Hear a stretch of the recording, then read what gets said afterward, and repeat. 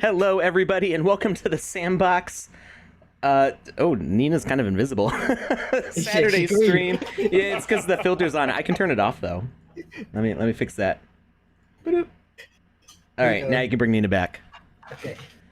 I am Alex Florez, aka Kamisazi, joined here as always by Lucas is Right and special guest today, Andy Ritchie. Welcome, chat. Coming to us from across the pond. He is the Sandbox Game Maker community manager in charge of all of our game jams. Many of you probably have known Andy for a long time now. Been hanging around with us for about 2 years, a little bit longer now. Quite some time. Quite Feels some like forever time. now. So much time. And, oh, I didn't properly crop my green screen. There we go. Andy was actually one of my first friends here over at the Sandbox when I first got involved. Oh, that's nice. Yeah, his stream was the first stream that I ever saw for the Sandbox. Can we high five on the stream? Other side. Other side. Oh, I can't see. There you go. That side. There you go. There we go. Going over here. I don't know. There's a delay. I can't see my hands. There we go. I think we got it. We did not get it. 84 years. All right. All right. Well, welcome everybody. You may know why Andy is here. Today is the award ceremony for the Smurfs Game Jam. Woohoo! I'm excited. We had just some technical difficulties, but the results are all final now. We are ready to share them. But first, we're going to go over what this Game Jam's all about real quickly here. So, Smurfs Game Jam was to put together games inspired by the Smurfs. There's a lot of freedom in like what style of game you could make, what you wanted the story to be. And we saw a lot of creative like ways of including the existing Smurf NFTs or coming up with different things. There was a lot of variety there. Rewards was is a 50,000 sand pool, split between first place with 20,000 sand, second place with 15,000 sand, third place with 8,000 sand, and fourth to 10th place with 1,000 sand each. That's wonderful. Just our normal game jam guidelines in general. Nothing too super complicated. And I guess that's it. Really, I kind of just want to get into like who the top 10 are. I'm ready to go. Andy, do you want to say anything about the jam besides just congratulations to all of our competitors and winners? No, not really. I think a few changes have obviously been made to the back end of the game jam, and we're starting to implement them now. So a few things have taken a little bit of a setback in regards to the results, but I think it's all better for the future. We're looking at, like I said, giving more support to people after the game jams and some more feedback, and really having a team that's going through playing all of the experiences and making sure that all of the judging is fair. So we had a little chat with the Smurfs team as well. They've been through the results and they're happy with all of them as well. And yeah, I'm really looking forward to seeing the top 10. Great. Now, I seem to remember... I don't remember exactly what my promise is, and I'm sure somebody has bookmarked it. I think I said if the first place winner did not have any Smurf NFTs, I would give them one. I don't remember if I specified which Smurf. So if anybody remembers me saying that and can help me figure out what I said, I will follow up. I will follow through on that. So just remind me if you can send me a link to like a timestamp to where I said that, exactly what I promised, because I probably wrote it down somewhere. I write down too many things and then I can't find the note anymore. So that's an additional little prize there if the winner didn't already have Smurf NFTs. I don't think they need to find the clip. They can just go back about 30 seconds and just clip what you just said. Well, but I didn't specify which one. So if it was the smiling Smurf or like, I have a couple different ones. So I think you said you would give them a Smurf. A but Smurf. You didn't specify which asset you would give. I guess Julie is saying in the chat that I also did not specify. Okay, so they'll get something. They'll get something cool. All right, so I am going to pull up our top 10 video here. I forgot to levels check this, so hopefully this doesn't blast your ears, but I'm going to adjust the audio.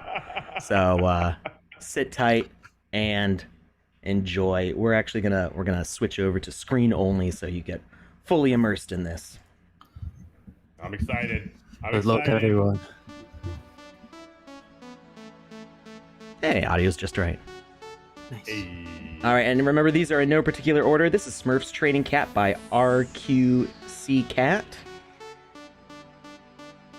These are our top 10 places in a random order.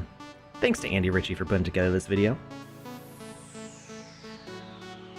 I actually haven't played this one yet, and it looks stunning.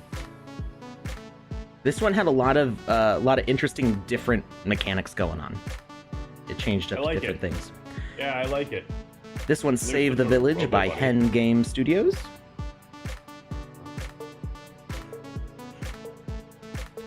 This one had some nice world building. They did a lot of work to get this feeling like Smurf scale.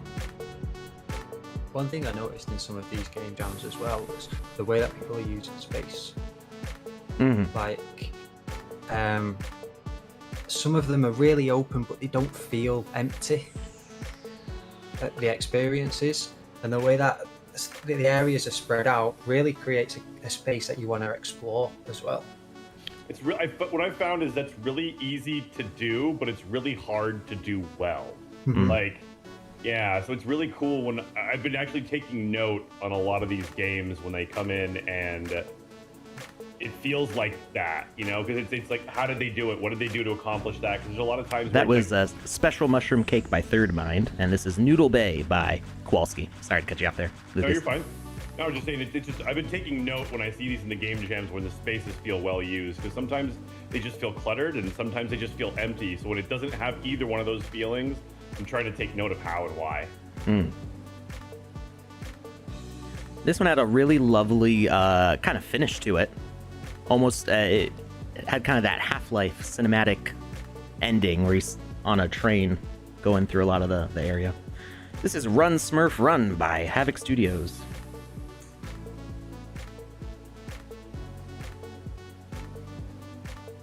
This one was surprising. It had a lot of had a very cinematic feel to aspects of it, plus a really cool user interface with like a, you know, you can see the bar above the cat's head here as it's chasing you.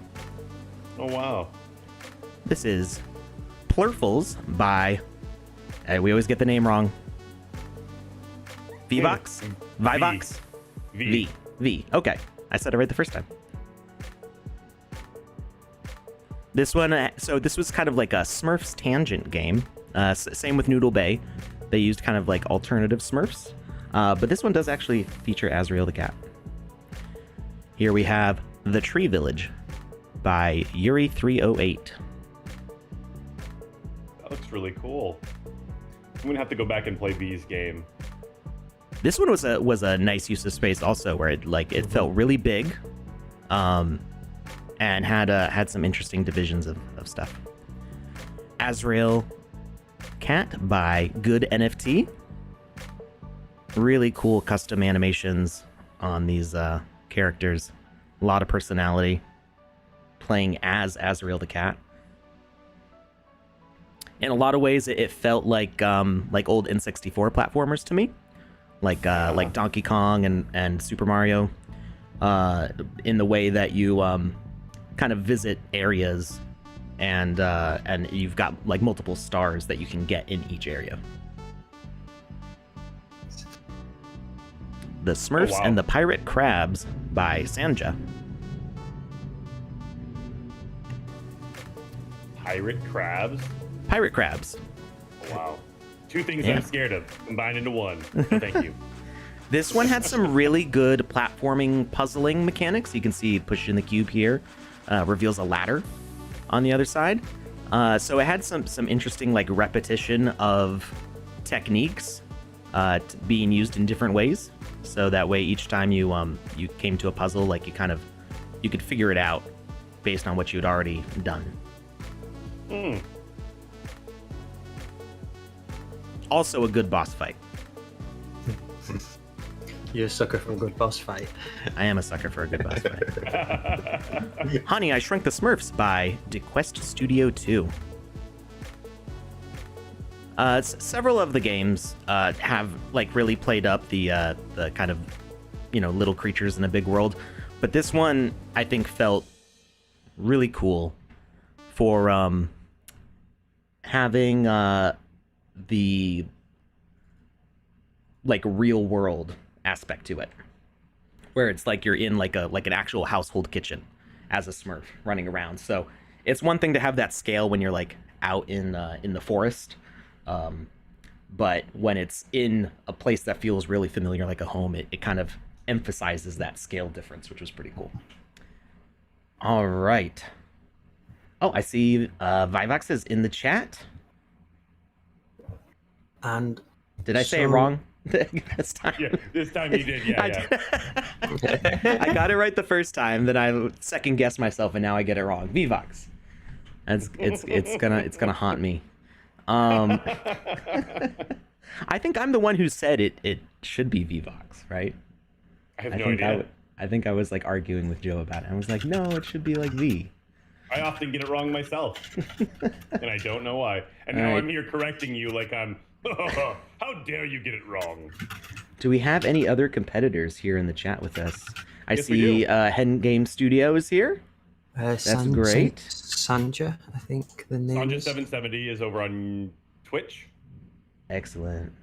All right. Glad to have some of the competitors here with us. All right.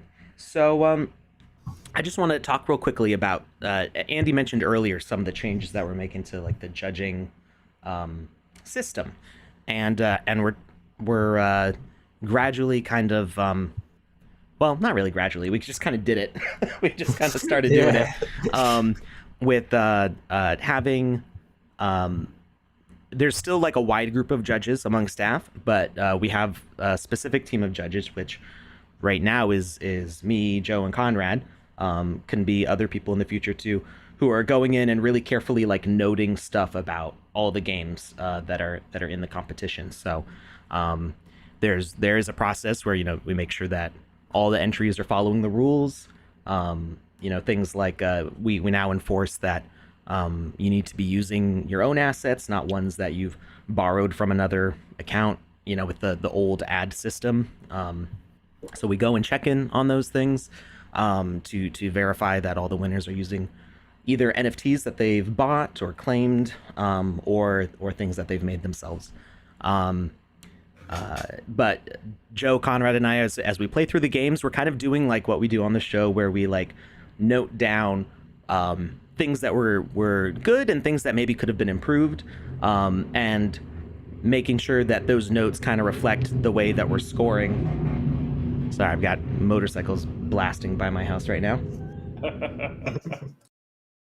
I like that we're giving feedback. That's really cool. I think it's a big part of the game jams is just because if you don't finish in the top 10, that doesn't mean that you've not made a good experience. And I think with some very, very small tweaks, experiences that are above average can go to being amazing with just a few, maybe 2-3 hours worth of small touches. So I think having the feedback on the game jams is going to help up the standard of all of the game jams and really help everyone come together and make the competitions face, really. You know, there's already some great games being submitted, and we've seen the bar being raised over the last 3 or 4 game jams for sure. Yeah, so definitely. I just want to keep seeing the improvements, you know, and that bar getting raised by everyone pushing the mechanics of the game maker and really trying to find out new techniques. No, you're 100% spot on, and I'm sure it's a huge time investment on your part when it comes to giving the feedback and all the judges that are giving that. Because I mean that in and of itself would be a massive undertaking. But you're right. I do think that as we move forward, that's really going to make things better for the future game jams. Yeah, and we're so just for like the sake of like fairness and good feelings, we don't necessarily like release all of the results, you know, not all of the scores, yeah. but we keep those notes. So if anybody has any questions about feedback on their stuff, if we didn't like play your game on stream and give feedback right then and there, we can go back over our notes and give you some feedback. Just you know, message us on Twitter or wherever. Alex is a secret Hells Angel. I don't think I've ever even touched a motorcycle. I did when I was like 5 years old. I'm like, I'm gonna ride a motorcycle, and now I'm like, I drive like a grandpa in a car. You know, I've got little kids. I'm not my thing. All right, and yeah, I think I don't know, Andy, I have a proposal for you. I don't know if you want to do it or not. Okay. And we might, I don't think we'll do it this time, but maybe an idea for future jams that I can pitch to you right now. I'm excited. Because when Andy sees the results from the judges voting, there's like numerical stuff for different aspects of the games. Yeah. So in theory, we could potentially have other awards besides the top 10, like best original art, Ooh. best level design, best narrative. So I have really thought about offering not placed prizes. Mm-hmm. Whether it be when the first game jam I ever entered, they did something for the like community favorite. Yeah. Now, because there was community voting for that one. Yeah, so I don't know if the KYC is getting introduced and people have got to go through that process, if we can utilize that process to have a public vote on it. Yeah. Where we could have a public favorite. People's choice. Yeah. But that obviously relies on the fact that that can't be modified or cheated in any way. So we have to wait for that KYC implementation. But that would be necessary for that. Yeah. I agree. We've also like spoke about like participation trophies, like assets and things like that. And that's something that we're definitely thinking about and banking the idea, because at the moment doing it on Ethereum network with the gas fees is just not feasible. You get 500 entries, and you know, that's going to end up being a couple $1,000s to send out NFTs to everybody. 2 Matic or 2.5 Ethereum. 2.5 Ethereum. So gas fees aren't there yet. But once we have the asset move, we'll definitely have a look once at we're that. on Polygon. Sure. So much stuff can happen on Polygon. Mm-hmm. How do we KYC for the alpha? It's super easy. You follow the on-screen instructions. Once the season starts, there's going to be like a little banner across the top that says, "Hey, you need a KYC if you want to join the raffle and claim all that good stuff." So just click that and follow through the instructions. You just need a webcam or a cell phone, and some sort of ID like a passport or a driver's license. All right, I think we are ready to announce our third and second place winners. We're just gonna do them back to back. We'll do third place and then second place.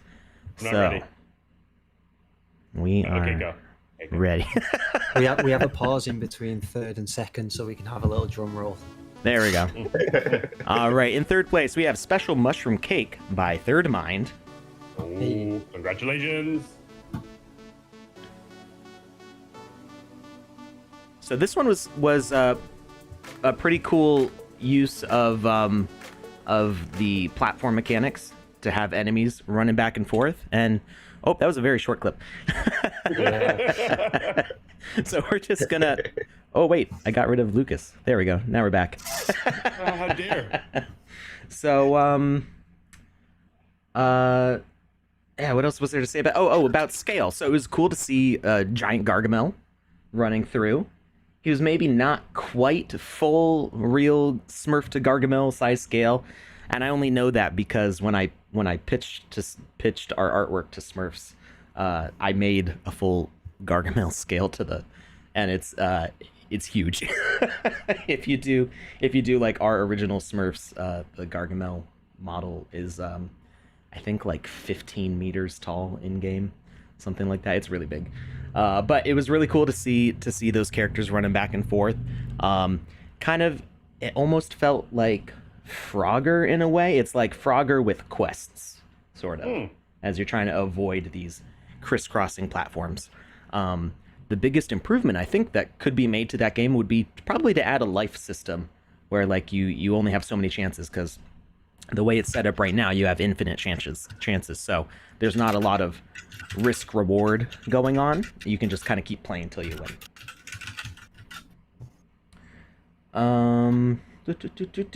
All right, are we ready for second place? Yes. Let's just go. Let's do it. All right, how long is that pause? We're just gonna sit here awkwardly now. All right, in second place was The Smurfs and the Pirate Crabs by Sanja. Nice. Personally, like, I don't know if it's fair for me to say favorites on as a judge. I You think it is? This was one of my favorites. This was one of my favorites. Judging. Yeah. I'm not the only judge. There's a bunch of other judges that get factored into it. So this ranked very high on my list, just because it had very clear level design where you felt that there were distinct sections to the game and they made sense. The what you were supposed to do with the puzzles made sense. There were some like bonus, not Easter eggs really, but just extra things that you had to find.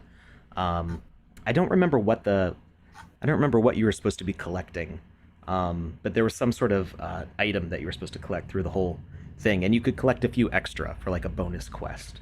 And it was just a really, really well designed game. It was very complete. It didn't feel like there was anything missing, like I'll finish this section later, or any sort of corners cut. It just felt like a total complete game, and it was very nice to have a really solid experience in there. Can the tiny pirates pinch toes? I guess that's what they would do. Yeah, that's terrifying. I mean, I've seen a crab holding a knife before. That was pretty terrifying too. It's like, what do you need the knife for? And he's like, I just need it because I'm gangster, and that's it. And it's terrifying. All right, so Lucas is gonna get hidden for a little bit because I didn't get my scenes set up correctly here. So Andy's nice and big right now, while I get the Game Maker fired up so we can play the first place winner. Oh yes, who is it? Alex, tell me in advance. You're gonna have to hold on for a little bit. All of everyone. Oh. Why not? Lucas, are we ready with a thing? With the form? Yeah. We can be. We can be. Let's go ahead and do that. Okay, give me 1 second. I'll get that pulled up. My window closed down on me. All right, so we're gonna be giving away a Wizzy the Purple's enhanced hat. Wizzy's enhanced purple hat. Woo! And I'm almost done with the animation for the special version of that, which I know we do have one person that's being given away to. That's safely stored away. Yep, that info is saved. And it will be sent out as soon as it's minted. There is other news related to the Wizzies and the Wizzy hat. You spill that news right now. Well, it's like 99%. There's a chance that something goes wrong, you should spill and it right now. and I eat my foot, ankle, and all. I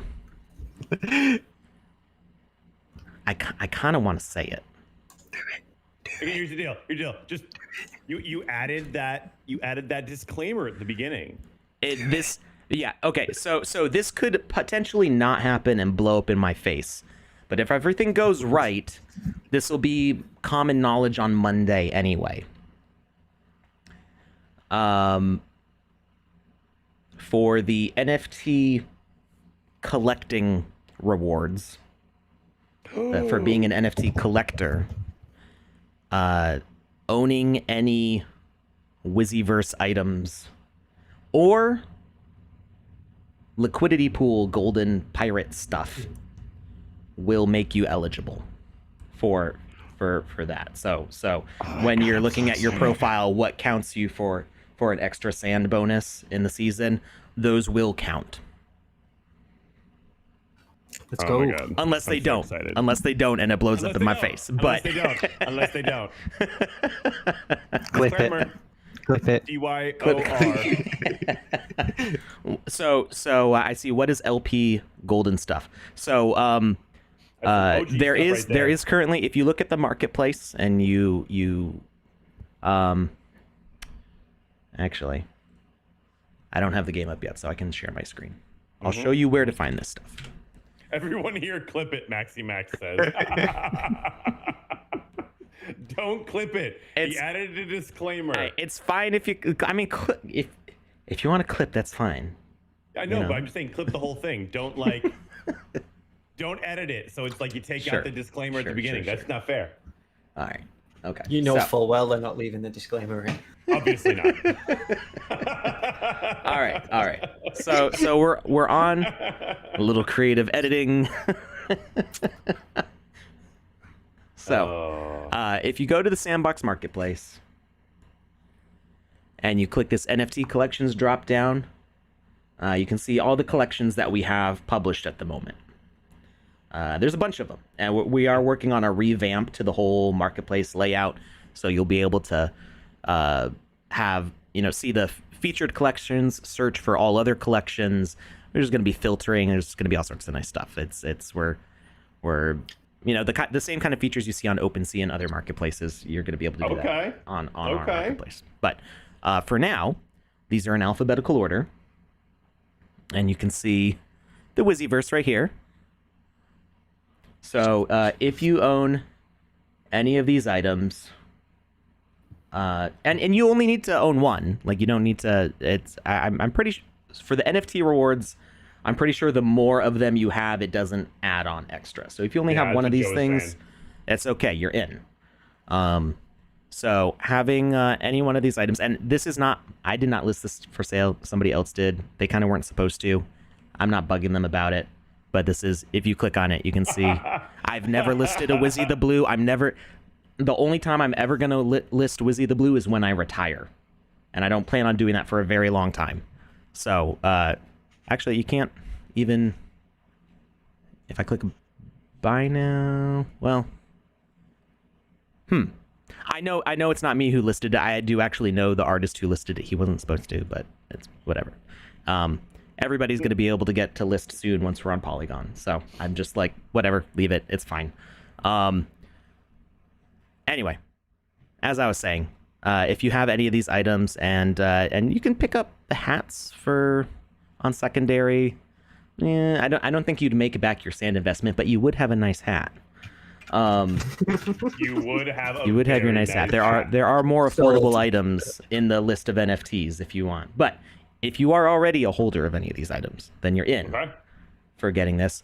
The liquidity pool rewards, I don't know if I can find them on the marketplace easily, since there were some changes to it. If I just type in golden, yeah, it's right now it just kind of shows things that are on sale. But if you go to the Sandbox's official account, there's a lot of assets in that account, so it might not actually be that easy to find there. Let's see. I'm not in the right place at all. Where am I? What am I looking for? Factions. Here we go. How many was there? The golden chest, the golden key, the skull. Wizzy the Golden actually counts for both, because he was a liquidity pool reward also. There was the key, the skull.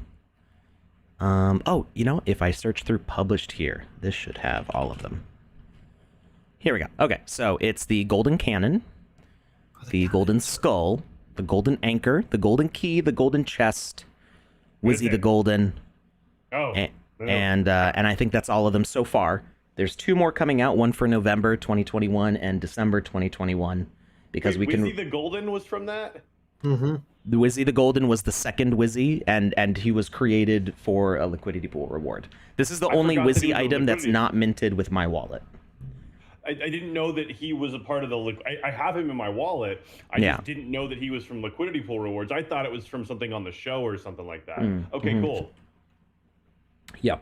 So this is this one, it comes from the Sandbox game account, but it's still legit Wizzy. It's not like a bootleg Wizzy. It's not a bootleg Wizzy. It's not. It's an Izzy.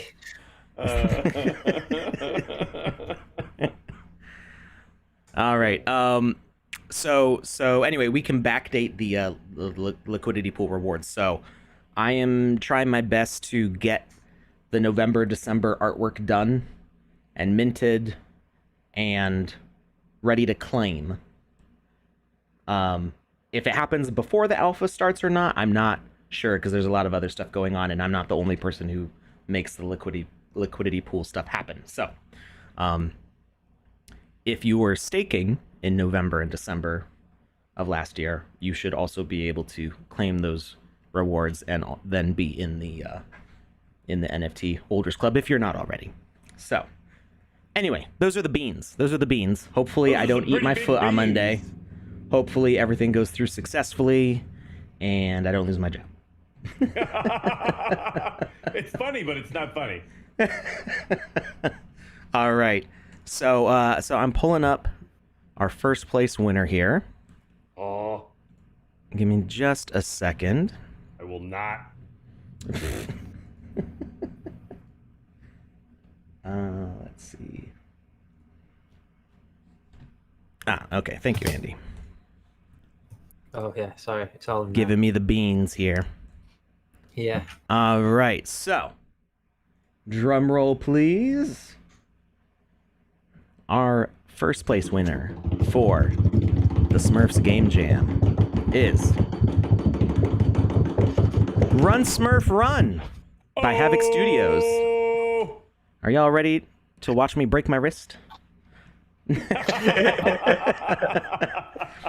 So this game's actually a lot of fun. It's a lot of fun, but you have to run the whole thing, and you can't stop. You can't stop. So I have beaten this game. I know it's possible to beat, but I imagine as soon as Lucas starts talking and I get distracted, we're gonna have some issues. In life?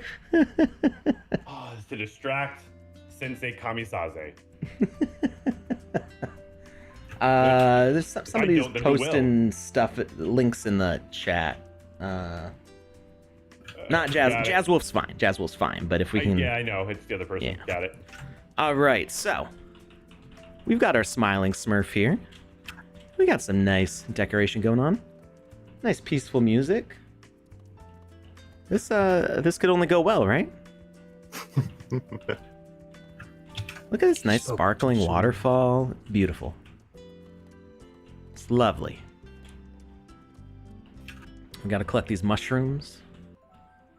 Oh, something happened here. Oh, cat smack. We gotta run. All right. So now we've got a pretty intense chase. Now, given the title of the game, I kind of thought something like this might happen. And also, like, the framing, I was like, I've played Crash Bandicoot. I know what's coming. Everybody loves Crash Bandicoot. Everybody. And if you don't love Crash Bandicoot, that just means you haven't played Crash Bandicoot, and that's the only reason you don't love it. I mean, I kind of got to love-hate, because I played it when I was absolutely so young that I was terrible at it.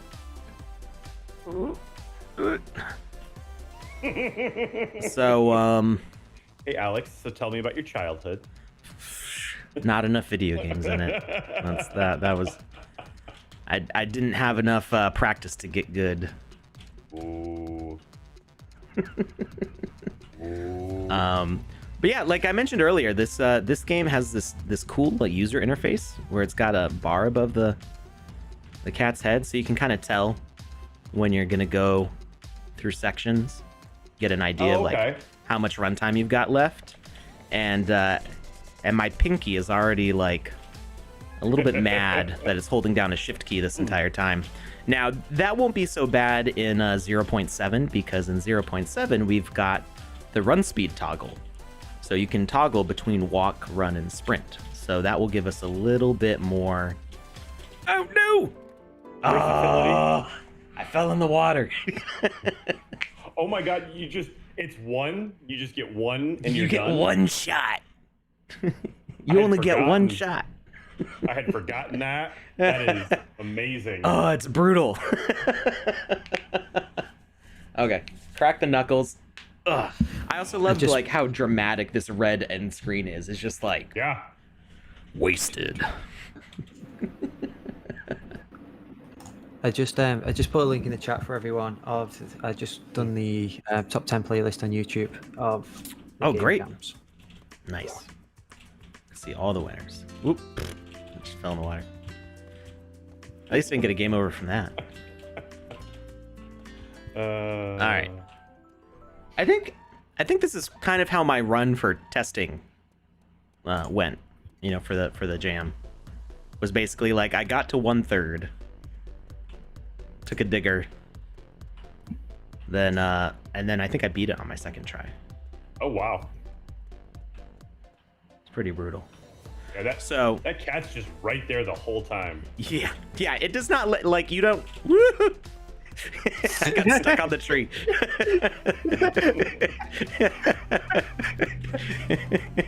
I don't think I've ever heard you make that noise before. I make lots of noises. When he plays the games are amazing. They're almost better than the games themselves. That was the sound of true primal fear. That's what that sound was. Okay. Oh man. So yeah, this is one of those games where like the scale really comes across great because this is long. This is I think Okay. I'm not gonna check what size it is right now because I would die. But you should check out. I think it's a 1x4, which is not too typical to see people making, but it makes a no. Oh. Okay, we can you're check. Actually running the length of the game. It's only 2 land. It's a 1x2. Okay. So that's actually a decent size. You want to compare it to Panda's woohoo? I don't. I've probably heard her make that noise. It's not coming to mind, but I can picture a noise. I can hear it in my mind's ear. Oh. It's an exclamation she makes when she's amped up and really excited and scared all at the same time. It's wonderful. So my suggestion, and this will probably be easier in 0.7. I know there's like a lot of stuff to set up a mechanic like this, and there's a lot to resetting it also. But if it's possible, Andy, are you trying to beat it right now? No, don't know what you're talking about.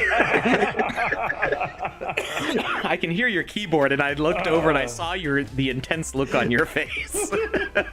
I'm like, Andy's trying to beat it before I do. I wasn't going to say anything, but I noticed it too.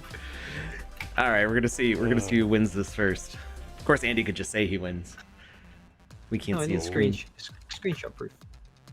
Yes. Okay. Screenshots there didn't happen. I got stuck on a leaf. No. Okay. Halfway. Half? Yeah. I'm almost a quarter because I died. I wish we had split screen. We would need Joe's setup for that. Trying to do it through Discord gets really complicated. That could get messy. Yeah, that could get messy. What if I just hold a mirror on my head? Done. You gotta think simple. So anyway, I know there's a lot to set up to get something like this working. So the idea of doing like checkpoints and like recoveries is a lot to think about. But 0.7 is bringing back presets, which is going to make setting up complex logic bundles a lot easier. We actually have a tutorial that I think it's coming out when 0.7 comes out. There's a tutorial by Chris who does some really amazing tutorials. And did you die? Did you get sent back? Is he making a face? Is he sad? He's making a face. He's definitely making a face. I jumped in the green, acidy looking material. Oh no. All right, we made it past the water. That's one of the harder sections, I think, is actually that earlier water section. I got all this trash. Watermelon rinds, saw blades. Just a normal picnic in the park, you know. Yes. Did I mean, you the hear last time that? I was at the park, there was tabloids everywhere. I died. I'm trying to beat Alex. No. I came to ask if I was okay. Go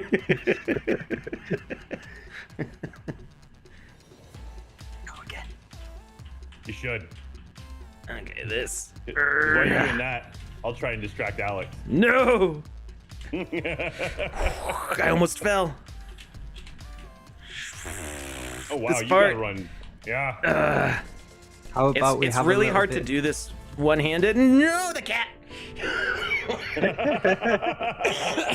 Oh man, I really need like I think I need to. I don't remember if I used my right hand to win. If you hold, I think if I do WASD with my right hand and spacebar. Oh no, I accidentally exited. This is on page I think 81. If you want to play this yourself, it's a lot of fun. But it's like a workout on your carpals. If you want wrists that are this thick around. That is what I want. Oh, here it is. If you want to cheat, just sellotape the shift key down. I was gonna say get one of those drinky birds and just put it down on it, but So I think the I'm take idea using. is a lot easier. I think I'm gonna use a two-hand on the keyboard method with That's when you know WASD Alex with is my serious. right hand and shift and space with my left hand, but it's kind of a weird overlap of my hands. Discord group gameplay races sounds amazing. That's a good idea, Sparky Snickle. Oh, I can't do... I can do... Okay, I think I did spacebar with my right hand because I'm too used to playing WASD with my left hand that trying to do it with my right hand is just like, ew. Like, I can do arrow keys with my right hand, but that's different. Question. Does What's the space bar do the same thing as the shift key? Spacebar's jump. Oh, okay. But trying let's to use my right thumb while having to do rapid left and right motions, it just ends up confusing my hand. Yeah. I thought maybe they had like changed up the commands for this game or something, and I just didn't remember. No, that's not possible yet. Yeah, okay. I didn't think it was. Got stuck on that tree branch. All right, I need to get used to using the spacebar with my right hand. So that section with the pipes is like really tough because it forces you to go left and right and not forwards. Yeah, that's the bit where I died. Yeah. And it slowed me down to like so I wouldn't fall in the acid, but then the cat ended up catching up to me.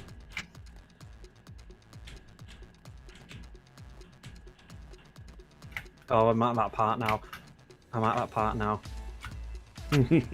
Andy, Focus. Andy, Focus. Andy, I've been meaning to ask you about your 3D printing process. Yeah, sure. What would you like to know? When it comes to building the larger models, do you have to scale it up for the machine, or does it automatically allow for scale? What you can do is just click and drag it to whatever size you want, or you can type in a measurement for any axes and it'll go to that one. Oh, really? No, you. Remember, this is a family-friendly Christian Minecraft channel. Yeah. Oh, it's a good question in the chat. Can you recover the distance from the cat when you lose it, or if you lose it, you just lose it? Yeah, so I think there's a maximum distance the cat will be behind you, because if you can definitely, I think, get more distance between you and the cat. It feels like the cat gets further away if it catches up to you for a little bit. Okay. But it never is too far behind you. You can't just like totally leave the cat in the dust. So there's always that pressure to keep moving forwards. But it's not like losing like a second or two is an instant game over or like, unrecoverable. But yeah, so with the added presets for 0.7, it's going to be easier to have like subroutines, kind of, where you can. No! I got stuck on that. I got stuck on that saw blade. Okay. Yeah, I think I just showed that you can get further ahead because the cat was pretty close. So being able to set up subroutines with I fell in the green goo. like immediately, I was like, oh, I can do a diagonal jump, and then I overshot. Ah, man. Oof. You got cocky, Alex. Okay. You got cocky. I think we do a competition, Alex. What are we doing this for? The first one to complete it, the other person has to give like something away to the chat. Okay. All right. Ooh, I will. I'll give away one of the skeleton hand swords that Okay, I've got up on the marketplace.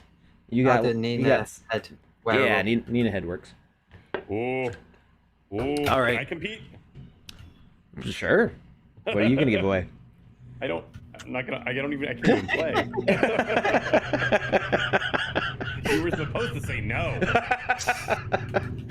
I'm always up for everybody competing. Right. We're gonna start again here. I cannot talk to the chat. And we're not going for best time because really the game's like the same length of time if you complete it. We're going for whoever beats it first. So we're in desynchronized ones here. Okay. Yeah. Come and get me, cat. The stream's just going to be silent though, with us all concentrating on the game. No, Lucas wouldn't let that happen. I can continue to distract. I promise. Now that it's a contest, I don't know who to distract because both of you are competing. Yeah, distract both of us. I mean, It's all fair. Go with whatever chat want most. But yeah, so as I was saying, having the presets means that you might be able to restart the cat at a previous checkpoint. So if you wanted to introduce a life system where like you reach these little tick marks on the bar at the top, then you could have 3 lives and it would send you back to that previous position. And having something like presets means that you can like destroy the cat, move everything back, and kind of restart that process. Potentially. It depends on, like, I don't know what all underneath the hood is going on with the cat here. So it may be a little more complicated than that. But really, the presets are super powerful. And even better than what I remembered them being before. Because now you don't even have to necessarily have parent-child relationships to join things together. You can actually create a scene group. So you can just, like, highlight a bunch of items, and like you could highlight a whole section of trees and make a preset for a forest. So it's gonna make things a whole ton of a lot easier. You're gonna be able to like spawn and despawn whole areas of game logic. So if you've got a whole bunch of enemies with complex behaviors, you don't have to have them active the whole time your game is running, which is going to make things a lot more optimized, because you can just say, hey, the players in this area now spawn the enemies. The players left the area, clear everybody out. It's gonna be real nice. I think Andy died. Oh no! And he walked away. Either that or he's blowing his nose. I can't look. Oh, the chat wanna see you. Oh, is there a dog? The chat wanna see you. The chat wanna see you. Hi. What's going on?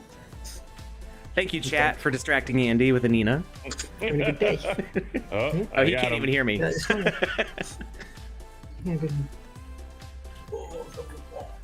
Hi, puppy. We got Yep, we I got got him. stuff. Thanks. I love that they always use that green check mark with the red. It Yeah. makes it really super visible when they start spamming the chat. It's like, okay, thank you. Like, thanks for reporting yourself. Yeah. My eyes are trained to that green and red. Yeah. Oh, Nina's so cute. Nina's super stinking cute.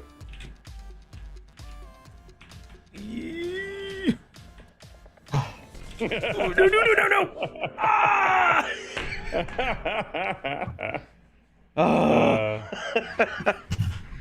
Oh, we're gonna get this. I was thinking like, oh, this game's not that long. Like, maybe we'll play like another Smurfs game after we totally get this one real quickly. It's challenging though. It's hard. Watching you jump forward and then try to jump back while you were like turned midair because you realized after the jump I like, overshot. Oh, I made a wild mistake. That was wonderful. Oh man. It was at this moment he knew.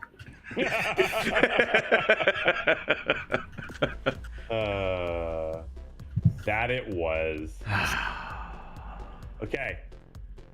So, while you guys are deep in concentration mode, tell me about the first the first asset you ever owned for the Sandbox. What Oh. sale was it from? That's a good question. Yeah. So I actually don't think know. my fir- I know it was the first. So we had an NFT sale before the first land sale. Oh, what was the first ideal sale? Or no, I think it was during. There was an NFT sale during the first land sale. I think is Okay. how it went. Is that the dragons? It was before the dragons. That was the first premium land sale. Ah, okay. So the NFT drop and the land sale happened at the same time, and that's when I got Huge Stewart, the Bomb Tire, the Sand Castle. Were there any others from that I got? And there were like 2 of them, and so I might not be remembering which assets were from which sale. Okay. I'm pretty sure, I'm like 99% sure that Huge Stewart by William Santa Cruz and the Bomb Tire by Alina were in the very first asset sale. The castle, I think, was by Tybalt, and I don't remember if that was in the first one or the second one. I think it was in the first one. And then I made the sand coin fountain that was in the second sale. Okay. And I think those were like 4 of, between buying and creating, those were like 4 of my first NFTs ever. And that was The first one you early bought was what again? 2019. The first one I bought Yeah. was it was like 3 of them all in the same sale, so it was like the same, within the same Gotcha. So hour. You can't say which was which because Yeah, I don't gotcha. remember which order I bought them in, but I mean, I could probably look it up on Etherscan if I look Not far enough necessary. back. I'm asking this to distract you, so it's Let me just pull up the browser here with my no. Woo! Did you see that? I didn't. I slid down off the edge of the log and I worked my way back up. I was in the water. Can-do attitude. I was in the water, but I recovered. Oh wow! I didn't know that was possible. Yeah, the water doesn't kill you instantly. I think you have to hit what's underneath the water. So I just kind of like dipped my little Smurfy toes in and decided it was not for me. It was not the right temperature. It was not. It was not time to go into the water. Although you'd think the cat would leave me alone if I was. All right, this is. And he's getting intense. Oh no! What?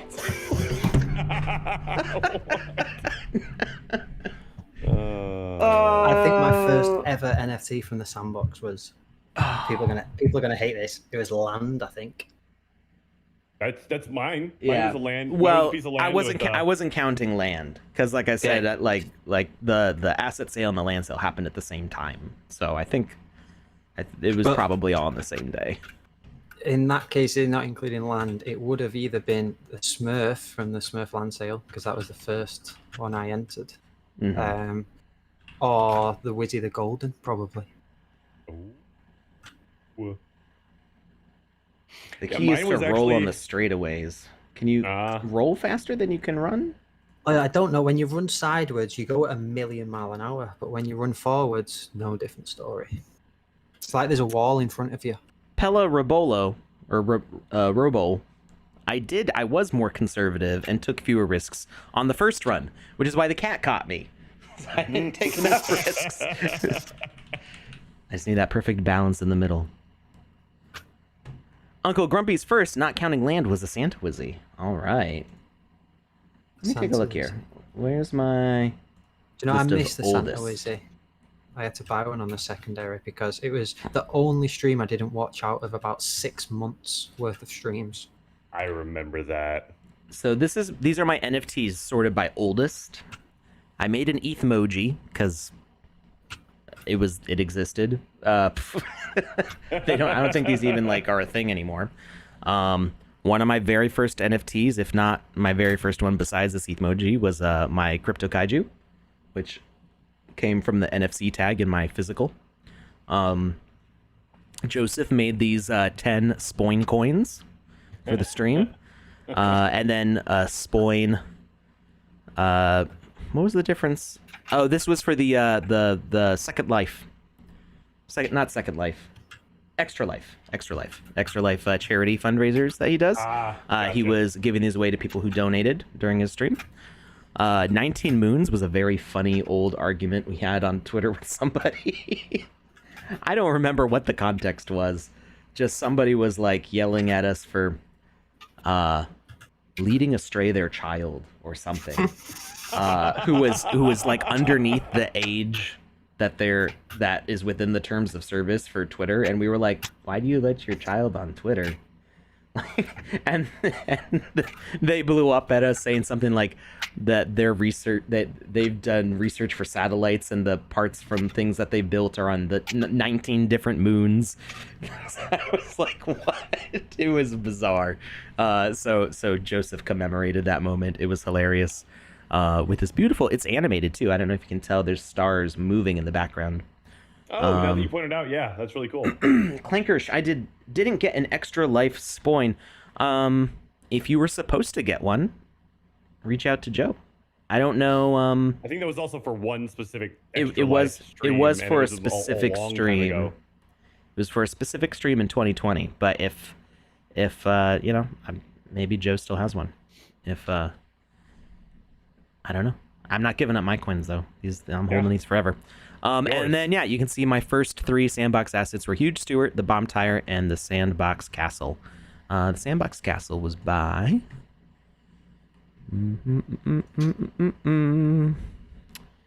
So there's changes that have been made to the contract that have kind of like broken some things over the years. So like if I click on the thing here, it doesn't even go to the right Sandbox site. It goes to this weird pre-production URL, which I can fix And now we're on our site. Yeah, it is by Tybalt, who is our art director. Nice. Or our lead artist, art director, whatever you want to call him. He's the guy who made the Sandbox art style. Art genie. Yeah. And then here's Dojiro, which I actually made, but I got that because of getting the Crypto Kaiju. Some of these are not in order. Like, some of them are a little scrambled, I think, when exactly they come in. Like, I know the coin fountain, I'm like 100% sure that I made that before Wizzy the Blue. I don't know if it's... I wish OpenSea said when things were minted. It doesn't. You have to like go all the way back to the beginning of the asset on Etherscan and like see the mint date. I'm pretty sure that the coin fountain's older than Wizzy the Blue, but I could be wrong. No, the Sand coin fountain was a giveaway on the stream before Wizzy the Blue.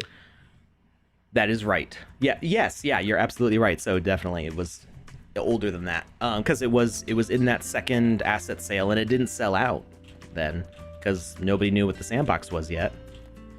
And that was a really smooth roll. That felt good. I bought it on the secondary, actually, the Sand Fountain. There you go. And I bought 2 huge Stuarts. I'm not sure what I want. Like Huge Steward, I'm not giving him up. I don't know what I want to do with him though. I don't know if I want him to be a character in something or just like have him just exist in a space. Yeah. Yeah. Well, because he's a little wonky. He moonwalks everywhere. He attacks backwards. He does. Yeah. But he's just, you know what? He's special, and we love him for it. Yeah. He is the most powerful asset in the sandbox, though. That's also true. He's OP. Like OP AF. He breaks the limit. It was early days before some things got figured out. Hey Let's guys, just say he's got all the gems. What's up? we got that winner. Oh, hey. Who's the Ooh. winner of Wizzy the Purple's enhanced hat?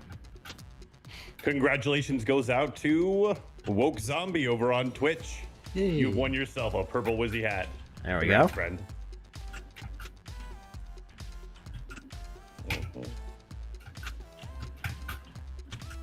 Wonder if they're still in the chat. I hope they are.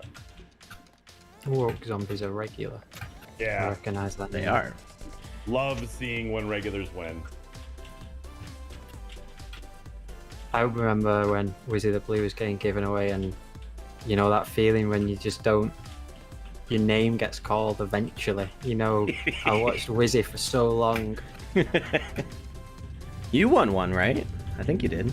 I won one on Panda Stream. I think it was the first Wizzy giveaway on Panda Stream. Oh, wow. Okay. Now Panda's got her own stuff. I think it's weapon crates now. Yeah, she's done a few Panda, I believe. Yeah, she's done a couple things.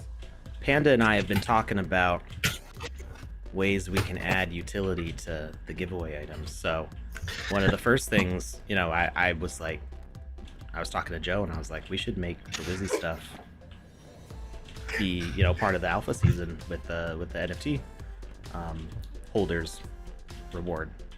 I think So that absolutely accomplishes that goal. I had to talk to some people, but No, I it's think in the wonderful. works.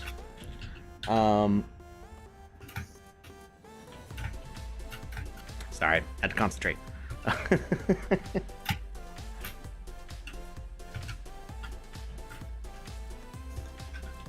So why did the presets go away in the first place? Optimization reasons. They had the potential to like really break games. Oh, okay. In like a hard crashing of the engine kind of ways. So it was like, this is a dangerous tool. World-destroying type ways. Yeah. So so they got removed. I'm not going to talk for this section. When they are back and 0.7 is out, I'm probably gonna have a bit of a preset like montage and just stream as long as I can, messing around with presets then when they're back. if you do some sort of a YouTube video, make sure you send us the link so we can post it in the chat when the next show rolls around. Yeah, sure. You don't want to tell us about any updates coming to VoxEdit then? Why not? Why don't I want to do that? I don't know. Why don't you? I don't know. Max said that. How dare you, Alex? How dare you? Honestly, I don't. I haven't had a chance to mess with the new version of VoxEdit that's coming out, so I'm not sure what's different except for one thing, which is not even different. Because I asked you twice. I was not looking at the chat at all, so. Yeah, and I was my eyes were glued to the rolls. game. Yeah, I was doing the contest. Yeah. If we don't answer, just keep asking. Eventually, we'll see it. Unless we tell you to stop it. Unless we tell you to stop Unless we asking, tell you to or that stop we it. already answered it. Yeah. We don't. I don't think there's ever been any question, unless it was just like a blatantly something like rude or inappropriate, that I've ever just ignored intentionally and been like, I'm not going to answer that. There's stuff that I can't say because either I don't know, or I can't say it yet because NDAs or rules or whatever. And I'm always open to like say those things. Like I have no problem saying, oh, I don't know the answer to that. Maybe I'll be able to find it. Sometimes I'm not able to find it. Sometimes I am. Sometimes I tweet out the answers later. But there's never a question where I'm like, oh, that's too difficult to answer. I'm just going to ignore it. Becky dropped a comment in the chat real quick here, and she says, we've got a new presets tutorial coming with the release of 0.7 and Yes. an expert workshop presented by Level Design on the topic, coming soon to the Expert Creator Workshops playlist as well. Excellent. I Yes. knew about, Thank you, I Becky. mentioned Chris's tutorial briefly, and I think that's coming out as soon as 0.7 does, probably the same day. And I did not mention the workshop, though. That's great to hear. Wait, so is this moving scenery or is this a really long land? This is, it's a 1x2, so it's a really long land. We're running the whole length of it here. Yeah, that's what I thought. You can kind of tell if you look at the ground underneath us.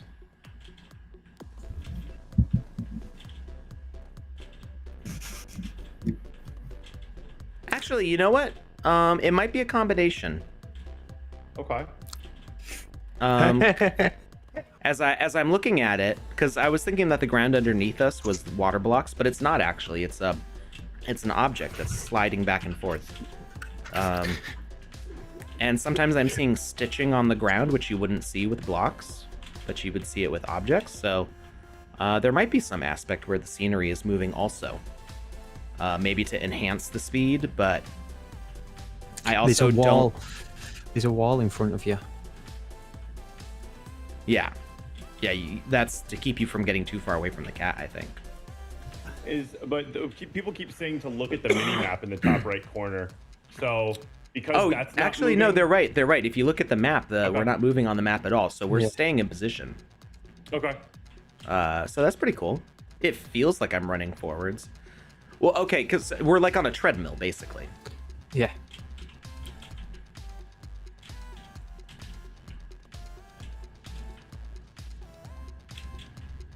Andy just got the red screen again. What happened? What do you mean? Andy, did you die? Oh no, someone sent me a clip and was like, Andy, I made a funny clip of you. I'm not sure what happened. And it's me going like this because I died and I was sulking. Oh, I was doing so good. Oh, I was like timing good diagonals on that section, and then I got carried away. But then I almost jumped out of the acid. Ooh. I saw I that like- you did it I- like twice. Yeah. I don't know if just the way collisions lined up, I timed it just right or something, but that was. I may need to concede before I have an aneurysm. It did not take me this long to beat. I think it's because I'm talking, but it did not take me this long to beat it when I Is just. somebody distracting you? I just really want to give an asset away, so that's why I'm not completing it. Oh wait, did Andy already concede? And No, Andy, I why don't we win just by do this? default.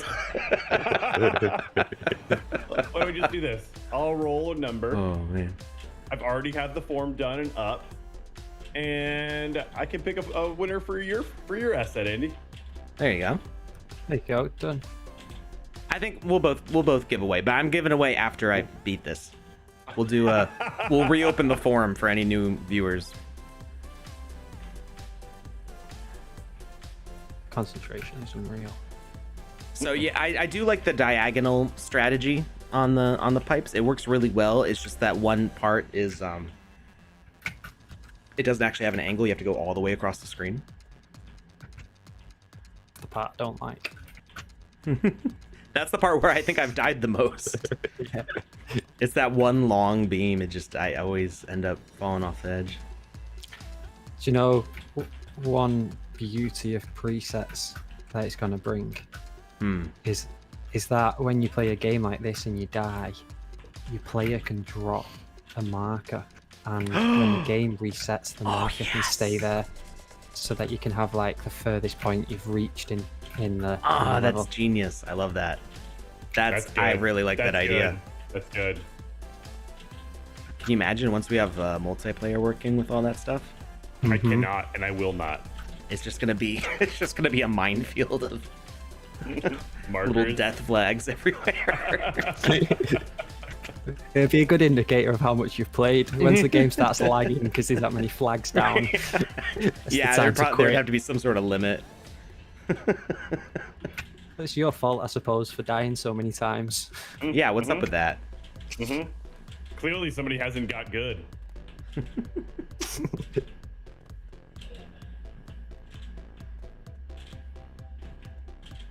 I I guess there's you could put a time limit on those flags if you. This might actually make optimization worse, but if you were to put a health component on it and give them high health and give them 1 tick of damage for the blocks, then you could theoretically have a flag that lasts about, I don't know, 5 minutes or so before it just disappears. But having all of those items getting damaged may actually decrease efficiency of the game more than just having extra flags with no component. So it's one of those What things if- that'll take some experimentation. If you dropped... Oh, stop. Why has he stopped running? Yes! Come on. I'm on the final bit. Oh no! Oh, wait, so Andy conceded before, and now he might beat Alex anyway? What is happening? Plot thickens. Oh, you! I jumped off. No! Why? There's like, I feel like I'm getting pushed forwards at that point. I keep If on you- dying at that one specific section. I feel like something's nudging me off, but it might just be my own momentum. If you had the flag, when you drop the flag when you die, if you made the flag also drop a message broadcaster that's delayed for X amount of time. Oh, that's that can true. be dropped on top of the flag with it, and you could set a delay of like 30 seconds and then delete it, or however many, 5 minutes, you know. Did you die Got a also? question for you, Alex. Yeah, you both died. Yeah. You're both starting back at the beginning again. I This is know. the one I'm I gonna- can feel it. I'm gonna share my screen in Discord, so I think Lucas could watch. If he I could wanted probably to. pull you up as a mini screen too if you just go ahead and share it. You I'll want- see if I can pull it up. What if you? Why don't you replace my camera with my screen? Sure. Save you changing everything. I was gonna say you could replace me with the screen with Andy's screen.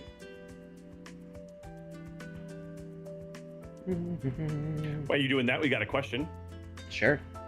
from Mad Money over on YouTube regarding creation of equipment item with animation. If the animation is set on idle mode, it means it will appear as a default? Question mark. I shouldn't have said the question mark. The question mark knocked all confidence out of that question from you. Wait, Andy, are you already sharing? Oh, now I see it. Watch stream. There we go. Oh, It's gonna mess things up at first. I'm working on it. okay. It's fine. Lucas just went. Oof. Clankers, yeah, you could do capture the flag. Presets are going to change so many things, and I think it's going to take a little bit of time before the community start to actually realize the power of presets and how having that extra extension, let's say, will impact gameplay and make things so much more efficient and detailed, as well as in you can go into a lot more depth with presets for missions, boss fights, so on. It's going to change a lot. It's going to take a little bit of time, like I say, though, for the community to adapt and understand what they are and follow some tutorials. Hey, Panda's here. All Hi, right, Panda. I think we got it all man, set up We now. had so much fun on her show the other day when we were doing the robot VoxEdit contest, or at least I did. It may have just been another day for her, but I had a ton of fun. She was like, this is boring. I'm not going to speak for Panda. Well, I did ask that question a little bit ago, Alex, if you want to jump back to that. What was the question again? I'm sorry. I'm You're fine. I was engrossed. Regarding the creation of equipment items with animation, if the animation is set on idle mode, does that mean it will appear as the default? So there's kind of an oddity with equipment animations right now. Okay. I don't know if this will be permanent or not, but equipment only supports the idle animation, and you've got kind of a couple ways to interact with it.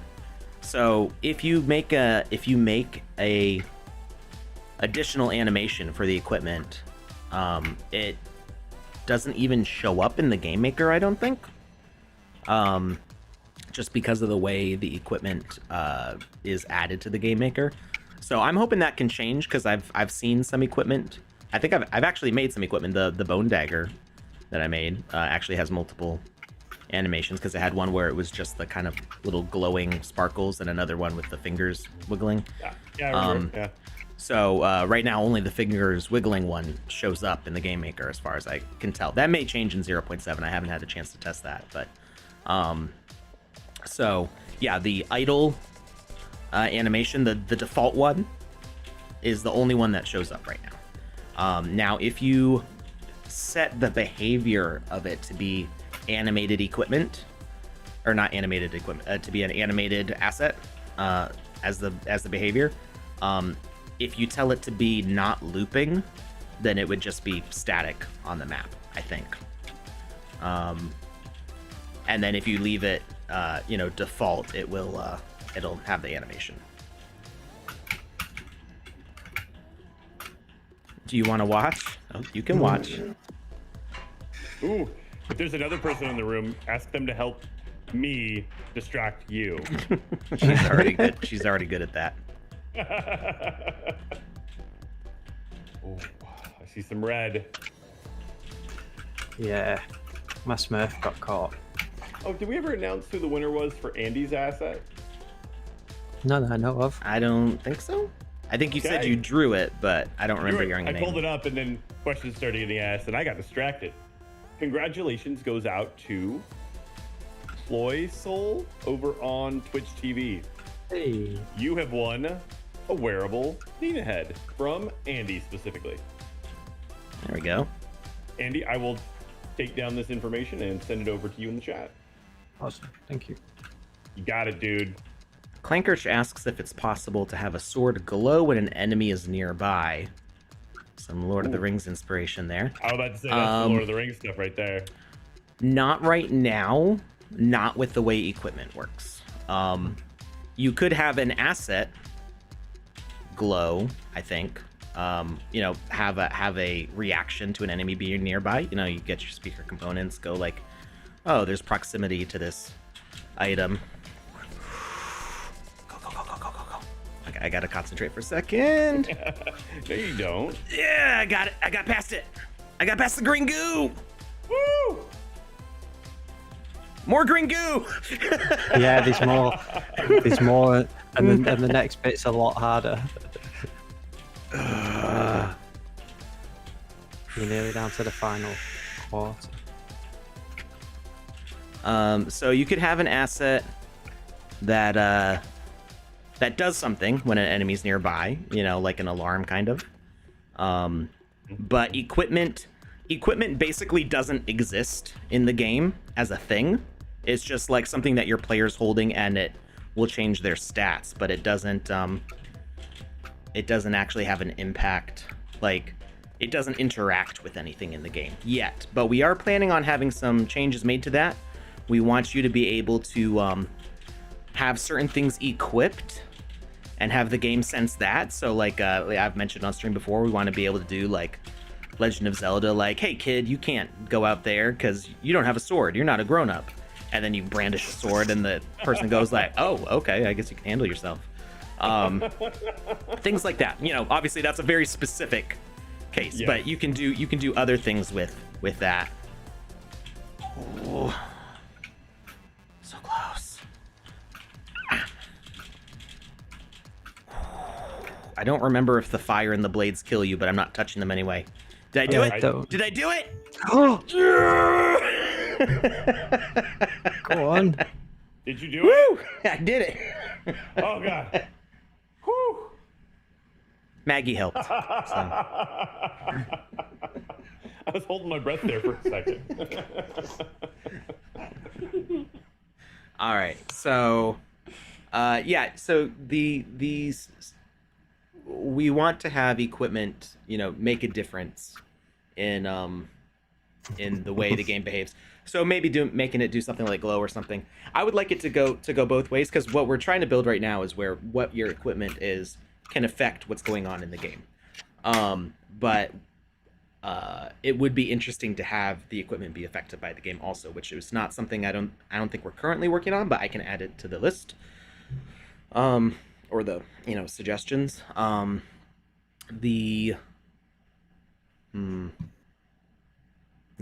Yeah, I don't have anything else for that, but it would just be kind of like, it would be cool to have equipment that like has a reaction to your environment. Like, It really would. you know, you go in a hot area and then like, oh, your helmet visor pops up or something to like let you cool off or something. Be cool. If you do a pickable object, with the offset so it looks like you're holding it, you could maybe have it detect something that would change the animation on it. It'd just have to be a toggle behavior and a decorated animation, so you could turn it on or off.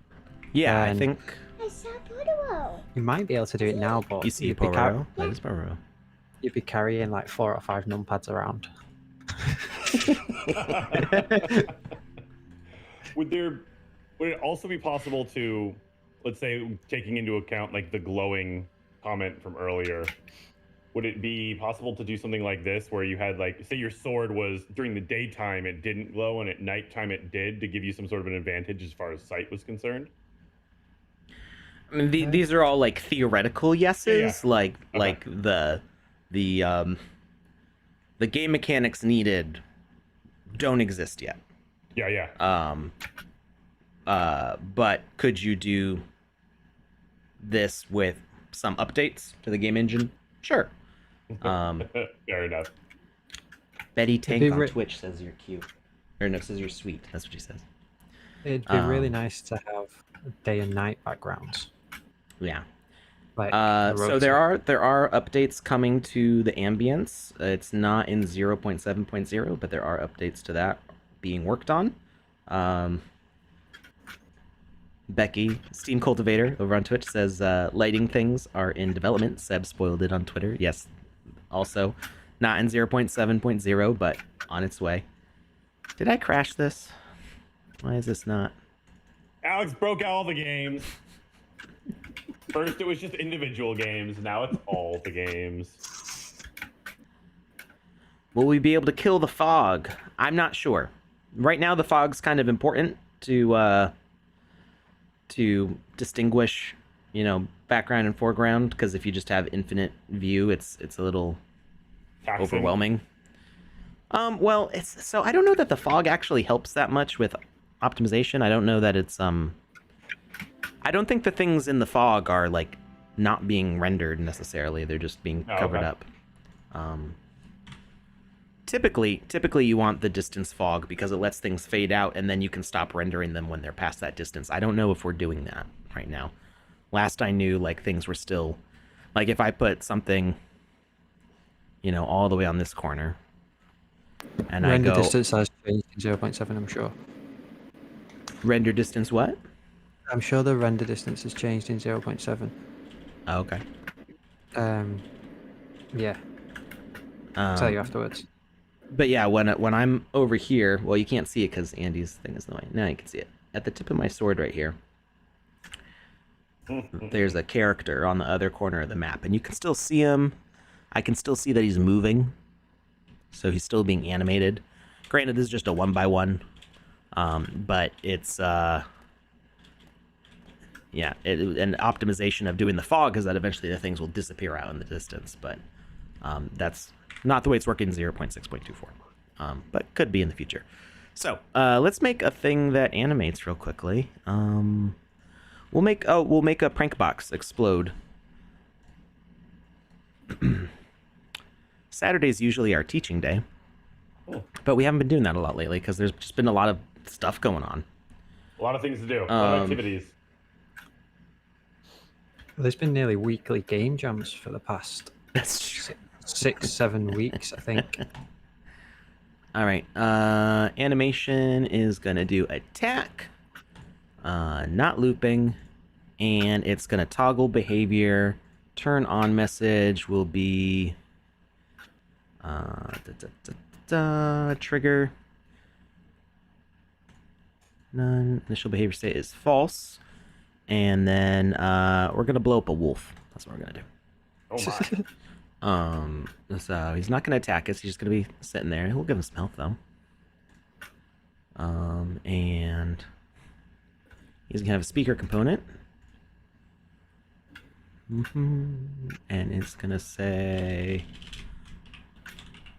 "Oh no!" Detect entity. We're gonna put a bomb tag on the present. Target tag. Detection range. That. And he's gonna say, he's gonna send the message trigger. Doop doop doop. Good morning, afternoon, and evening game jam results we are hoping for next weekend. Yeah, we got to finish the judging on that one. It's been busy getting ready for the season starting. Yeah, I think I'm probably the furthest behind. I think Joe and Conrad are pretty much almost done voting if they're not already done. I got to catch up. I'm holding everything back. How dare. Well, we can let everyone know in an update in the week. If I'd rather not put pressure on the judging. You know, I'd rather Sure. the judging be done properly and people. Of course, just, yeah. I'll go get a Mai Tai and chill out for a bit.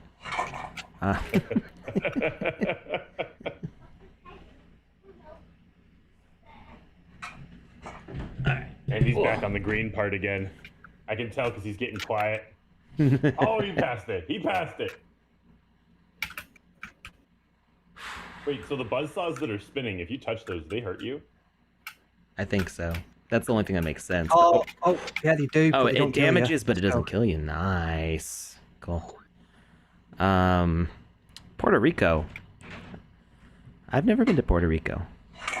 But and she decided to move in. She's brought a chair with her this time. I think my heart's beating the fastest it's ever done. for me. Sandbox. Not to mention the caffeine.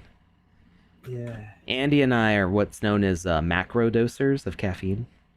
What does that mean? We just Well, grind coffee up and eat it like protein powder. Oh my goodness. You just snort instant. That's Oh. Instant, no. We're more than that. We don't do instant. well, it's not like you taste it when you snort it. What is happening? Hi. No, I was When you said she's moving in, she just brought a chair. You talking about your little one? Yeah, she's right over here. She brought awesome. She brought some furniture with her to attend. No, no, no.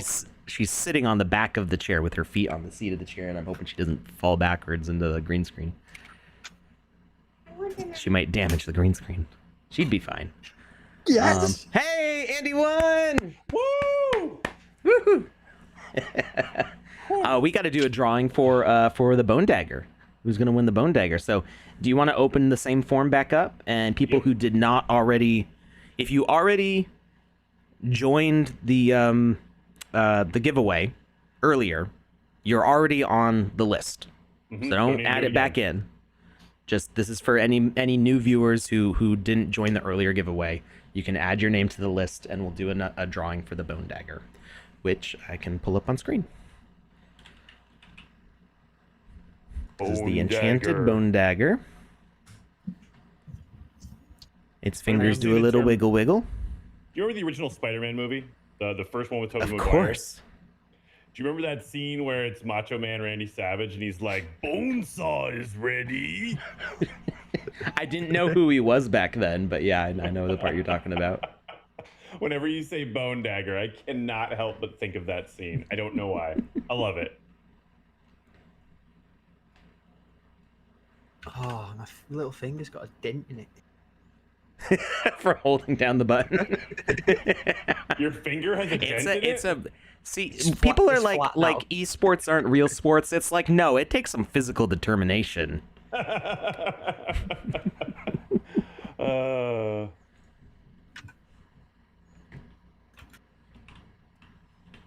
All right, Correct. so this is what we're If you giving away haven't- here. If you've already filled out the form once, you don't need to fill it out again. Fill out the form earlier. You don't need to fill it out again now. Your name will already be on the list. Nobody was taken off of it. Andy, I'm going to switch it back over to your camera since you have completed the game. Well done. And the Nina head's just been sent out. Hey, Alex, what's that rainbow swirl in your NFT collection? This was a gift sent to me by Trance, TR4NCE. This is the Aura Pride, which has 31 power. That's really And cool. looks like flippin' Sonic the Hedgehog ready to, like, Oh my God, that's with amazing. invincibility. Isn't that great? I love this one. That It is just showed up in my inventory one day.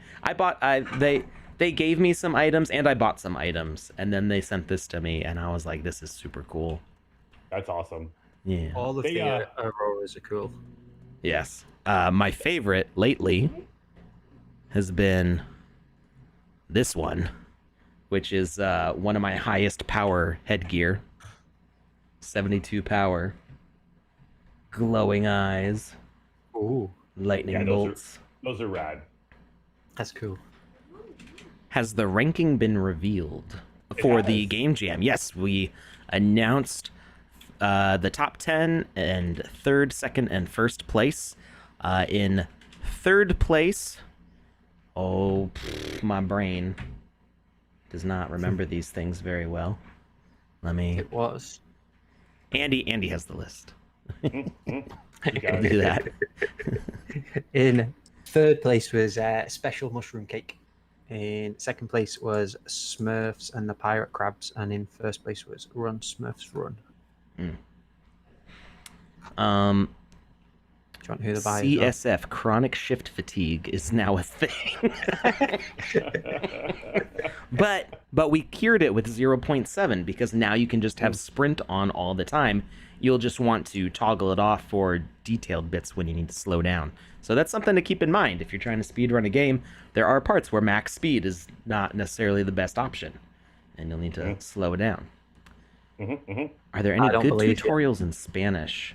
So, my I'd say- tutorials are very old, but they do have Spanish subtitles on most of them, thanks to Gatastau, our leader of the Creator Fund. But like I said, my tutorials are very old. I don't know if we have a lot of Spanish tutorials. If you do want explanations for stuff in Spanish, Touche speaks Spanish. Does he really? There you go. Yes. So if There are a lot of Spanish people in our staff also. yeah, a lot of people from Argentina, aren't they? Yeah. So yeah, there's a few other live streamers that do speak dual languages. So Touche is one of them that speaks Spanish. That man constantly impresses me with his skills. The Fungi family. Yeah, he's just constantly pulling things out of, and it's just like he pulls it out of nowhere, and it's or not nowhere, but for me, it's nowhere for him. And it's like, oh yeah, I can do that too. And I'm just like, what are you not good at? All right, I think we need a relay item. Oh, and Touche's in the chat. Now I feel awkward. Hey, his ears were burning over there. Yeah. No one tell him we were talking about him. I promise I said nothing but mean things.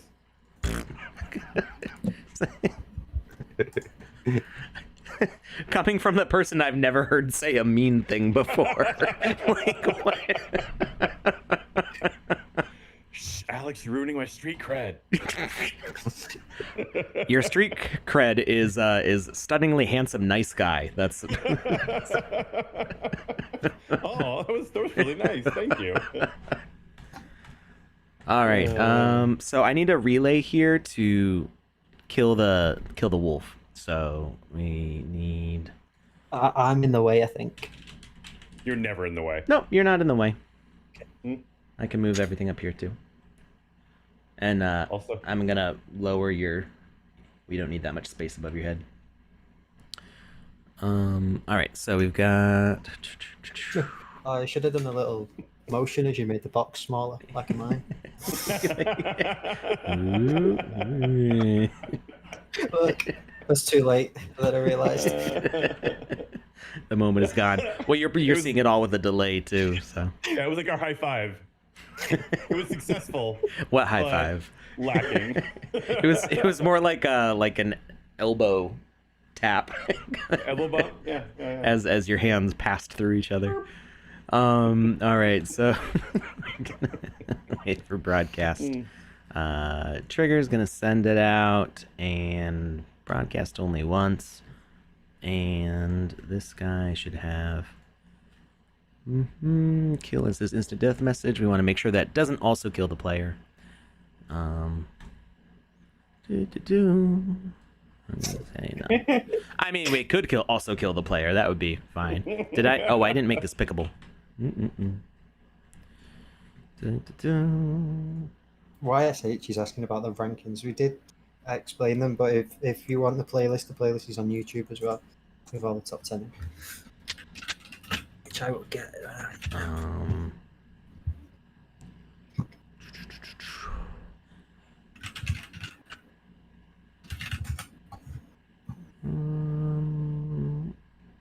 What am I looking for? Pickable. That's what like my brain was just not turning on all the way there, and we don't need a sword. But none. And play. All right. So now what should be happening is that this present, when it sees that it's close to the wolf, will play its animation and send a message to our relay to kill the wolf. And it does not work until I put it down. I'm excited to see this. It doesn't work. So I'm so when excited. You can't change that. this may be different in 0.7, but I had a feeling this was the case, but I couldn't remember. When you are holding an item, it's like it's in stasis. It does not do anything until you let go of it, and then it does its thing. So while I'm holding it, nothing is going to. What if I? Yeah, because it's the wolf. It's the wolf seeing the bomb that sends the message. So, if I change this to be avatar, and I'm holding it.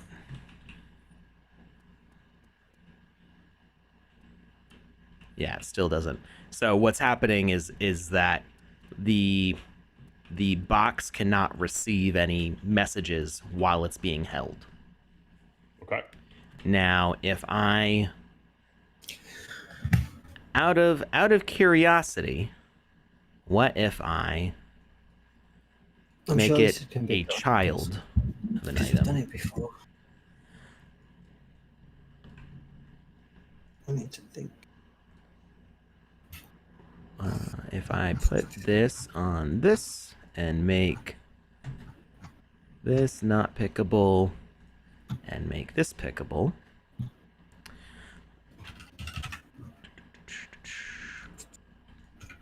You want the present to kill the wolf.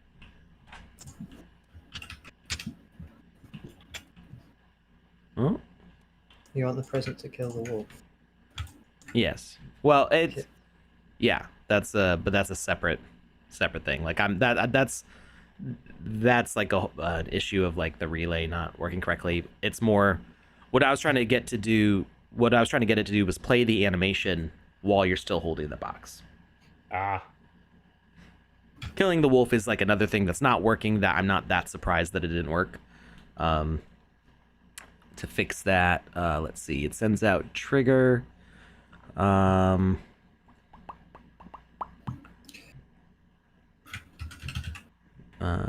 Edit logic.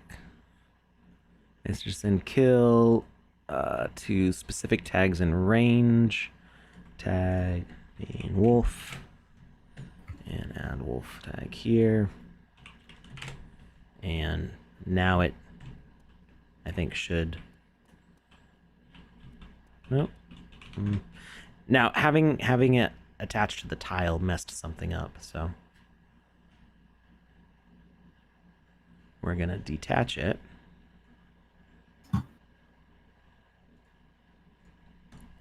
And we're gonna add pickable component. That's big quick. Hmm. I found that I don't want one is inside my basket. is she teaching you how to make this work, Alex? I think so. Okay, so why isn't this one working? So it sees it's not displaying the oh no either, which is funny. The wolf is supposed to say something, and it's not. Huh. Speaker component says oh no, sends out the trigger message.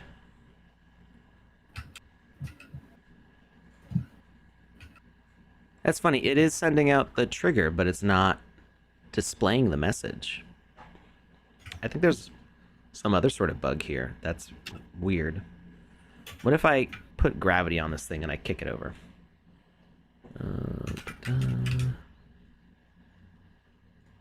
Collisions plus gravity. Oh, I just saw its It's trying to animation play for a detect second. you still, not the present. Oh, that's true. That was from Basic Acidity over on Twitch TV. But I don't think it ever. Can you not stand on the chair, please? Avatar. Let's say bomb. Yeah. So now if we. Okay, so it set off the bomb, but it didn't. Yeah, the thing that's weird is that it's the wolf is supposed to say something. It's supposed to say, "Oh no," when the bomb is nearby. So the trigger, the message when spoken, is firing off because the bomb animation plays, but the text to display doesn't happen. Which Alrighty, is I'm strange. closing that form out. Here we go. Oh, all right. The form is officially closed. Now we will do the drawing for the bone dagger. Yeah, I don't think it has to do anything with the detection range. Because the fact is that the animation is playing. Oh, there it goes. Now it said, "Oh no." Maybe it was something to do with detection. It doesn't make any sense though, because the animation playing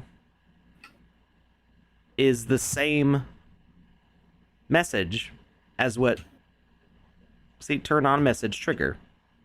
So it should say "Oh no" and do the trigger at the same time, no matter what.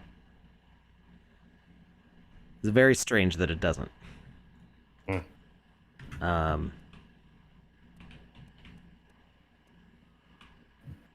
I put it there.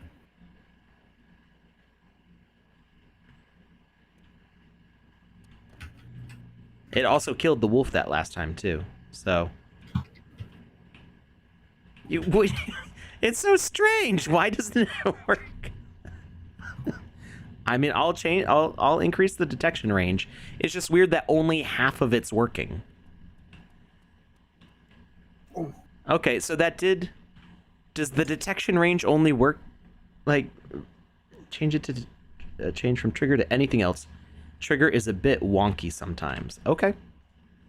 All right, let's move the detection range back down. And we're going to change it to...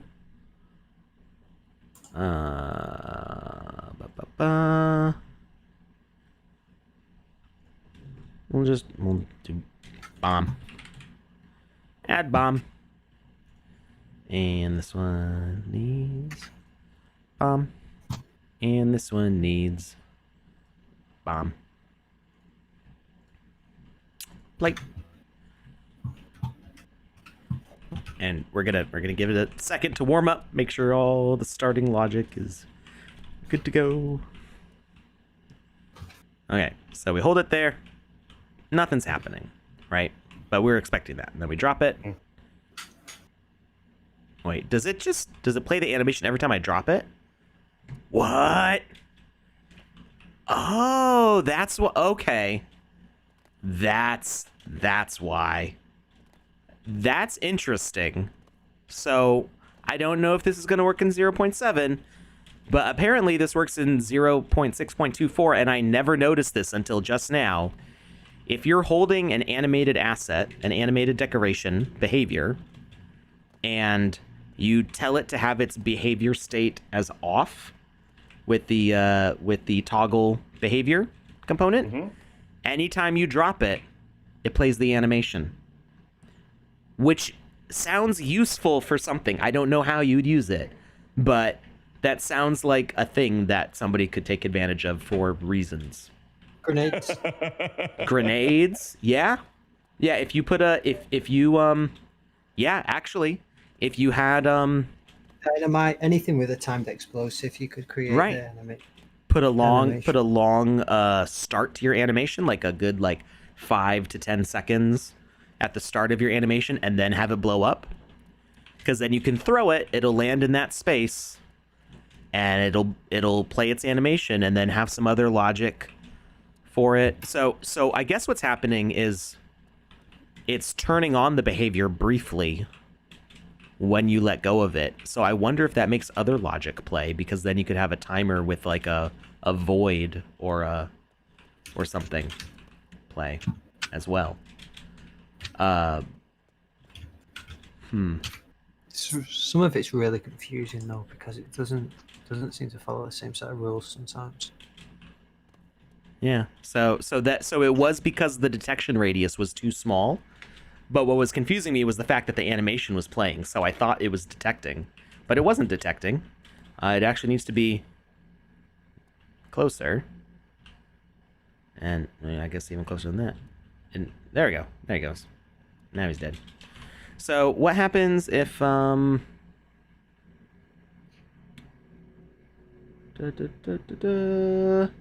0.7 going to be released on the same day as the alpha? I think so. Maybe Becky knows better than me, but I don't have a specific day on the release. I was just told that they would coincide, but the phrase same day was not used. But the 0.7 Game Maker is good to go, just like the 0.7 client, which is going to release for the alpha. So Jazzwolf says yes. So I guess the ambassadors have been told that they will happen on the same day. All right. So how do we use this? So if I increase the radius, okay, I want to see with the big detection range, does the animation play while I'm still holding this? Then I'm holding this, It does. Okay, cool. So the thing that I said doesn't work does actually work. It just also works other ways too, which may not help. So yeah, we pick this up. I increase the detection range on the wolf, and as I get close, it does play that animation. So if you wanted this to be a detector of, say, ghosts, we've got some ghost wolves. We're going to duplicate them out. We're going to get rid of the thing that kills them. We'll just say you could make like a minefield, and maybe these things are voids. Actually, yeah, what if we do that? Let's make these all have a void around them. One game I did want to build, which follows the same concept like this, is like a security guard game, basically, where you have to try and like rob something from a museum, but there's security guards walking backwards and forwards all the time, and when they spot you, this would be perfect for turning on the animations. I like it. All right, so we don't want this void to destroy the blocks, but we want it to destroy the people. Don't destroy blocks. And destroy all except from list, and we're going to add an exception for the prank gift. Okay, and then let's make sure that these don't overlap. We're gonna draw out a grid here, just so we know where these things are. Oops.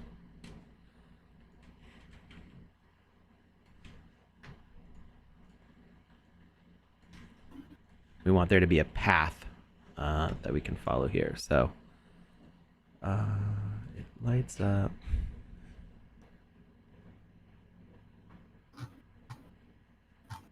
So that warns us of danger.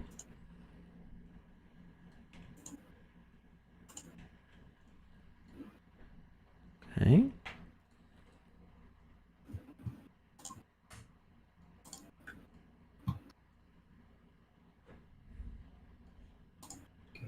I'm gonna have to go. I'm so tired. All right, Andy. Andy was up 24 hours. late working hard on those videos. Thank you, Andy, for joining us. Hi, Andy. Have fun, everyone. Congratulations to the winners, and we'll see everyone for the next game jam. All right. Can't wait. Get some sleep, have man. some good sleep. I'm gonna. See you later. Bye. Sleep. Bye. We also have the winner of the Bone Dagger drawn. Giant Lucas. Ah. All right, we're back down to size. All right, who's the winner of the Bone Dagger? The winner of the Bone Dagger is Wicked U2 over on Twitch TV. Congratulations. You've won a All mystical right. Bone Dagger. Congrats. Take this. It's not safe out there to go alone. How does the phrase go from the original game? I think it's here, take this. Yeah, I think it's not safe to go alone. It's dangerous to go alone. It's Take dangerous. this. Yeah, that's right. There we go. All right, so. All right, I would need to work more on this, and it's a little too finicky to be useful. Why do you think it was? But it does kind of. Does it only play once? I think it only plays once. And then if I pick it up, will it play again?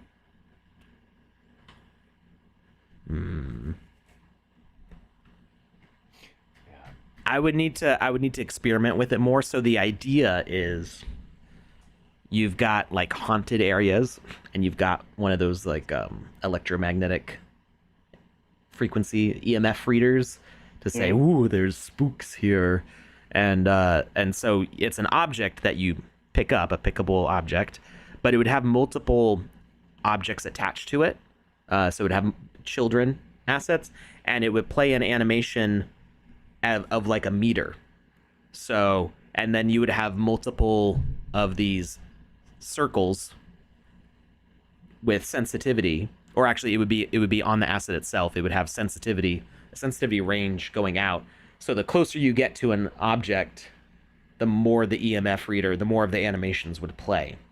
But I don't know if because I couldn't get the animation to play on this more than once. You know, if I go up here, oh, that killed it. No. Or no, it didn't kill it. It's just invisible, and it says, "Oh no!" Hooray! So it sets off the speakers, but it doesn't kill me. But if I run in here, why isn't the void killing me? I'm immune to the void. Wow. It's impressive. So yeah, I would need to experiment with it more, because this was just like a random idea that I had because of that game, not something that I planned ahead of time. Sometimes you need to do a little research and experimentation to get these things to work. So yeah, so it does work to have an animation play on an asset when you bring an asset near enough to something. So you could do that. But it also plays that same animation every time you drop it. So that kind of makes it, you would need to have that make sense in the way you interact with it. But at that same token, sort of, there's no way to control the animations for equipment. When you are playing, the default animation for an equipment always plays no matter what. So there's just like, you know, what happened to my avatar? It's gone. Why don't I... What happened? What did I miss? I'm missing my me is not My here. me. My me. Right? It's supposed to show me here, right? I broke something really badly, apparently. I can still see you. No, it's supposed to show up between the level 75 and the gems readout. Oh. They're supposed to, and I'm gotcha. supposed to be able to Yeah. spin it around to like take a look at what I'm putting on. So it's yeah, it's just not there. It's weird. I don't know what happened. This is what I meant by Alex is breaking games. Yeah, All of the games. all the time. I'm the worst. Oh, what are those ears? The wings around your head. What are they from? What are those from? Those another are aura? from Sandstorm Meetup. Okay. Those are really cool. They are really cool. I dig them. I think they're still on the marketplace. Are they now? Let's see. Sandstorm. What's a Fritz cricket down here? Because I use it for stuff. Can you put it on the side of the cabinet? Sandstorm Builders. Is it in here? Here it is. Yeah, there's still 164 of them. And they are only... oh, you can't see the price on this page. That's weird. They are only 5.51 sand. And they're really cool looking, Wow. too. They're really cool looking. And you get did they roll 50 defense. They rolled perfect defense. They rolled perfect defense. That's So I love picking up perfect items. I might pick up some extras of those. Yeah, they look cool. Anyway, so as you can, excuse me, sorry. As you can see from my cape and my little Hermes head wing ear things, and my sword, and my shield. These are all animated assets. The looping animation always plays. We don't have any way to change that right now. There's not currently plans to adjust the way this works.